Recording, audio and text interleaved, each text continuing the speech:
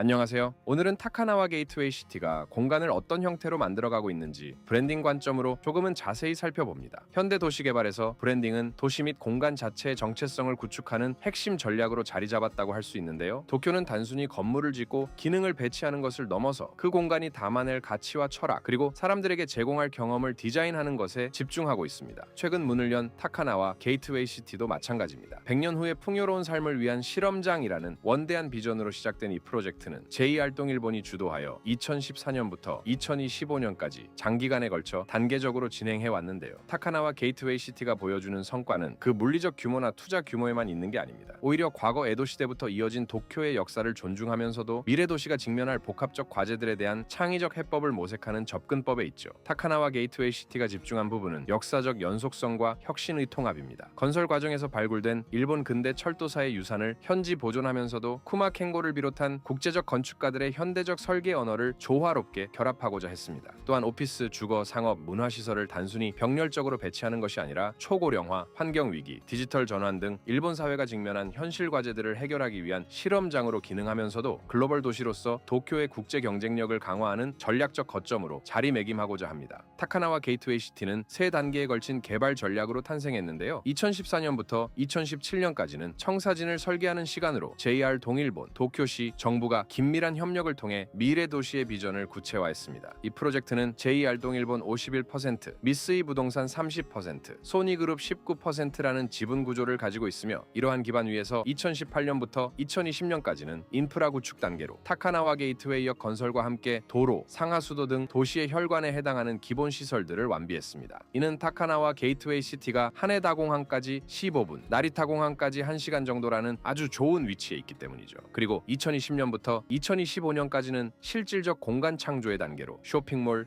주거시설, 오피스, 문화공간 등을 순차적으로 완성해 나갔으며 2025년 3월 27일 링크필러 1의 개장으로 첫 번째 결실을 맺었습니다. 이 같은 단계적 접근법은 단순한 건설 일정 관리를 넘어서는 깊은 의미를 담고 있는데요. 도쿄의 시작인 에도, 도쿠가와 이에야스는 1590년 에도에 입성한 후 1603년 이곳에 막부를 개창하여 일본 정치의 중심지로 만들었습니다. 초기의 에도는 작은 어촌과 황무지에 불과했으나 이에야스는 대규모 간척과 하천 개조, 해안 매립을 통해 시가지를 지속적으로 확장하며 에도가 계속해서 확장해 나갈 수 있는 형태로 도시 구조를 설계했습니다. 특히 에도는 에도성을 중심으로 무사들의 저택이 배치된 야마노테 지역과 그 외곽의 상인과 장인, 서민들이 거주하는 시타마치 지역으로 구분된 계층 구조를 형성했습니다. 1657년 메이레키 대화제 이후 방제를 고려한 대규모 도시 재편을 통해 18세기에는 인구 100만의 세계적 대도시로 발전했죠. 현재의 도쿄도 이러한 맥락을 따라가는데요. 고쿄를 중심으로 도심 3구, 지오다, 주오, 미나토구와 부도심들, 신주쿠, 시부야, 이케부쿠로 등이 배치되어 2000년대 이후 대규모 재개발을 통해 현대적 메트로폴리스로 발전했죠. 미나토구와 시나가와구의 경계에 있는 타카나와 게이트웨이 시티는 이러한 메트로폴리스 확장의 연장선이라고 볼 수 있습니다. 도쿄라는 도시가 수백 년에 걸쳐 유기적으로 성장해온 과정을 압축적으로 재현하는 전략이자 급변하는 시대적 요구에 탄력적으로 대응하기 위함도 있습니다. 이러한 신중한 접근법의 바탕에는 100년 후의 풍요로운 삶을 위한 실험장이라는 원대한 비전이 자리하고 있습니다.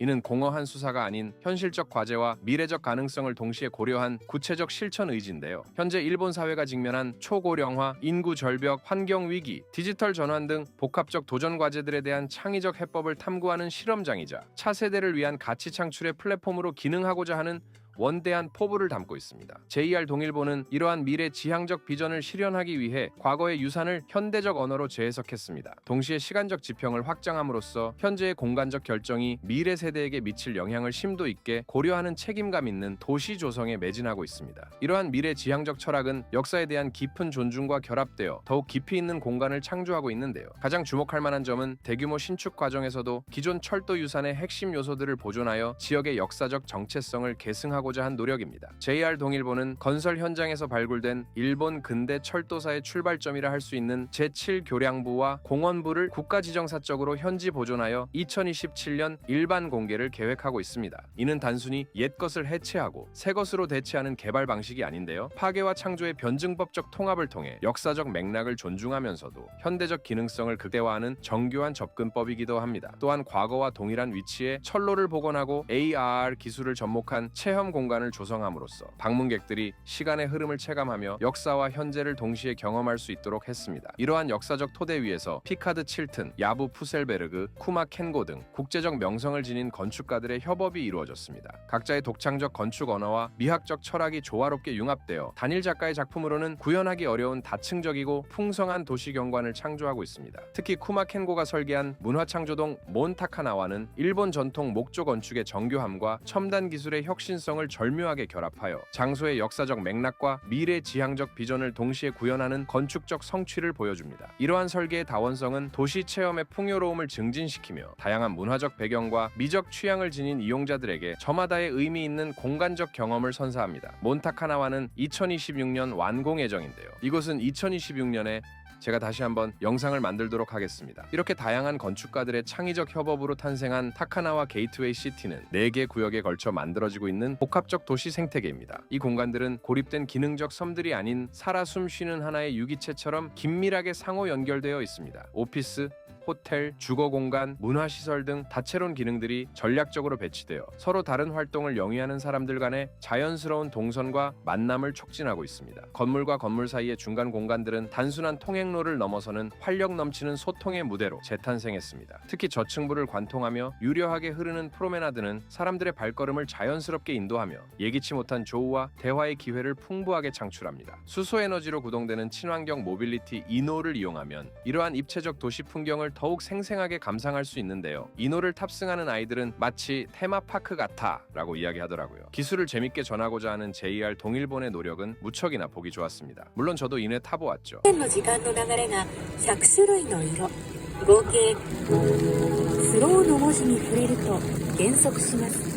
타카나와 게이트웨이 시티의 핵심 축을 이루는 것은 철도 선로를 따라 남북으로 연장된 5개의 주요 건축물입니다. 전체적인 마스터 플랜은 미국 코네티컷에 본사를 둔 국제적 건축사무소 피카드 칠튼이 담당했는데요. 이들은 미래 지향적 설계와 지속 가능성에 대한 깊은 통찰로 정평이 나 있습니다. 예를 들어 우버의 에어 스카이포트 프로젝트에서는 모듈형 구조와 대규모 수용 능력 그리고 도심의 새로운 랜드마크로서의 역할을 동시에 고려한 설계를 선보였는데요. 이러한 접근은 도시의 변화하는 교통, 인프라, 환경 문제에 대응하는 미래 지향적 건축관을 보여주었죠. 그들은 타카나와 게이트웨이 시티라는 대규모 복합 단지를 설계하면서도 주변 도시 인프라와의 연결, 공공공간 활성화, 보행자 중심의 공간 구성 등 도시적 맥락을 중시했습니다. 투명성과 개방감을 표현하기 위해 유리 커튼월 등 투명한 재료를 활용해 자연광을 극대화했으며 실내외의 경계를 흐리는 개방적인 공간을 만들었습니다. 그 중에서도 링크필러는 프로젝트의 상징적 의미를 건축적으로 구현한 건물입니다. 명칭 자체가 모든 것을 잇고 공동 창조를 지속하며 미래를 향해 성장한다는 철학적 함의를 내포하고 있습니다. 연결의 의미를 담은 링크와 100년 후 풍요로운 삶을 위한 실험장의 지주 역할을 하며 지속적으로 성장한다는 포부를 담은 필라의 합성어로 이 건물이 추구하는 가치와 역할을 명확히 보여줍니다. 이 건물은 JW 메리어트 호텔, 프리미엄급 오피스, 뉴만 쇼핑몰이 입주하는데요. 지상 29에서 30층, 지하 3층 규모의 복합시설로 최첨단 4K 스마트 컨퍼런스 시설이 완비되어 있습니다. 컨벤션 센터에서는 JR 동일본이 인수한 키노쿠니아 슈퍼의 특별 기획전을 개최했으며 지하 2층 링크필러 홀에서는 타카나와 게이트웨이의 미래 비전을 담은 홍보 영상이 상영되고 있습니다. 이 영상의 주제가는 얼터너티브 록밴드 하츠지분 카쿠가 만들었는데요. 영상 자체의 기술적 완성도보다는 마을 만들기의 철학을 시민들에게 친근하고 이해하기 쉽게 전달한다는 점에서 의미가 큽니다. 현재 KDDI 등 주요 기업들이 입주를 완료한 링크필러 1에서 가장 주목할 만한 특징은 상업 공간과 오피스 영역 간의 전통적 경계를 의도적으로 해체한 점입니다. 이러한 시도는 모리빌딩의 토라노몬 힐즈에서 이미 보여주었기 때문에 도쿄에서는 더 이상 생소하지 않습니다. 특히 링크필러 1의 1층에 입점한 블루보틀 커피는 단순한 상업시설을 넘어서서 1층 로비의 공공 영역과 유기적으로 결합하여 확장된 업무 공간의 개념을 제시합니다. 실제로 상당수의 이용자들이 이곳에서 비즈니스 미팅을 진행하거나 업무를 처리하는 모습을 쉽게 목격할 수 있어 일과 여가, 상업과 업무의 경계가 자연스럽게 융합되는 새로운 도시 문화의 가능성을 보여주는데요. 이러한 변화는 현재 도쿄 오피스 시장의 역동적 변화와도 밀접한 관련이 있습니다. 현재 공실률이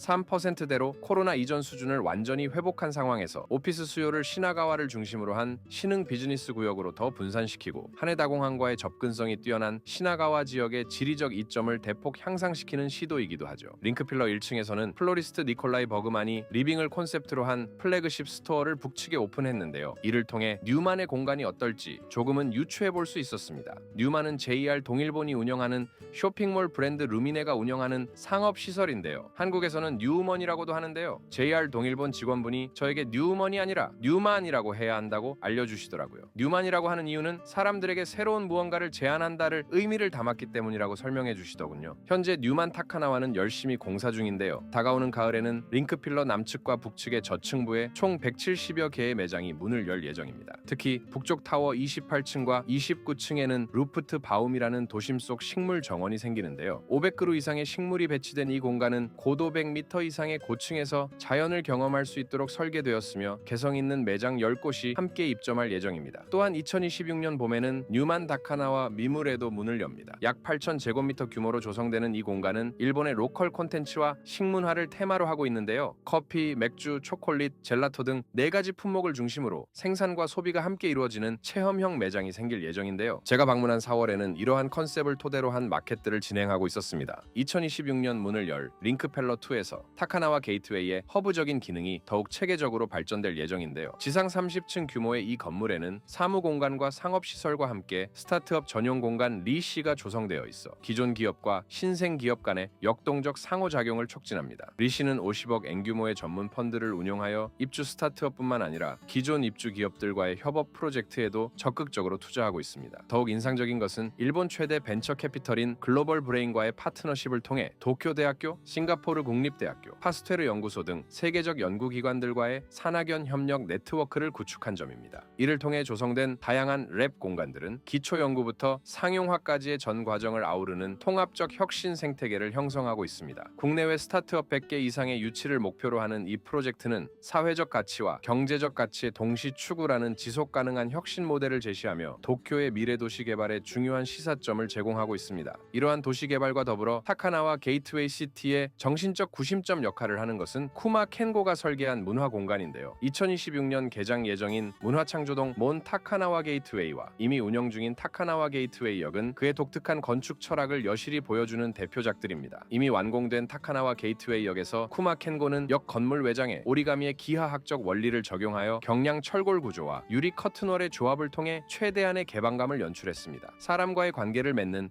약한 건축, 부드러운 건축을 추구하는 그의 일관된 철학에 따라 교통시설이라는 기능적 요구에도 불구하고 이용자들에게 최대한의 개방감과 친근함을 제공하고자 노력했습니다. 또한 역사 내부에 소규모 정원을 조성하고 플랫폼과 구분된 휴게 공간을 마련하여 승객들이 대기 시간 동안 주변 풍경을 감상하며 휴식을 취할 수 있도록 배려했습니다. 피아노가 설치된 작은 광장은 공공성을 극대화하는 동시에 우연한 예술적 만남의 가능성을 열어놓았습니다.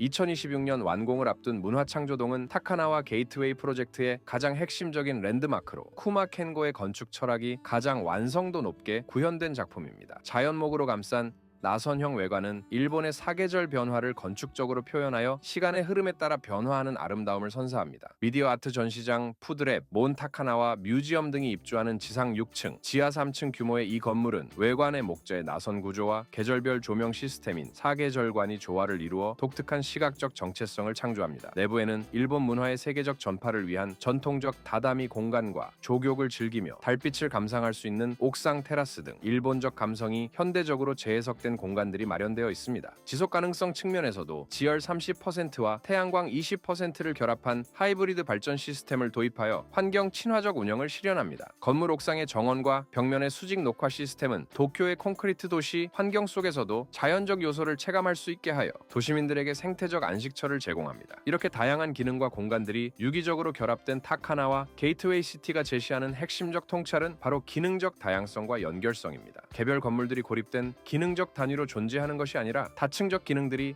복합적으로 연결되어 도쿄의 새로운 도시 경험을 창출하고 있습니다. 고급 레지던스와 도쿄 인터내셔널 스쿨이 입주한 지상 44층 규모의 주거동에는 외국인 전용 생활 지원 서비스까지 제공되어 글로벌 도시로서의 도쿄의 국제적 개방성을 보여주고자 하죠. 이러한 면은 이미 아자부다이 힐즈도 보여주었죠. 타카나와 게이트웨이 시티는 단순한 부동산 개발 프로젝트의 영역을 훨씬 넘어서서 일본이 21세기에 추구해야 할 미래 도시의 구체적 모델을 제시합니다. 과거의 역사적 유산을 존중하면서도 미래를 향한 끊임없는 실험을 멈추지 않는 이곳은 100년 후에도 여전히 사람들에게 풍요롭고 지속 가능한 삶을 제공할 수 있는 회복력이 있는 도시 공간이 되고자 하는데요. 이는 급속한 도시화와 기술 변화 속에서도 인간다운 삶의 가치를 잃지 않으면서 사회적 혁신과 환경적 지속 가능성을 동시에 추구하는 새로운 도시 개발이라고 할 수 있습니다. 여러분의 생각은 어떠신가요? 댓글로 알려주세요. 영상이 마음에 드셨으면 좋아요와 구독도 부탁드려요. 저는 다른 영상으로 다시 돌아오겠습니다.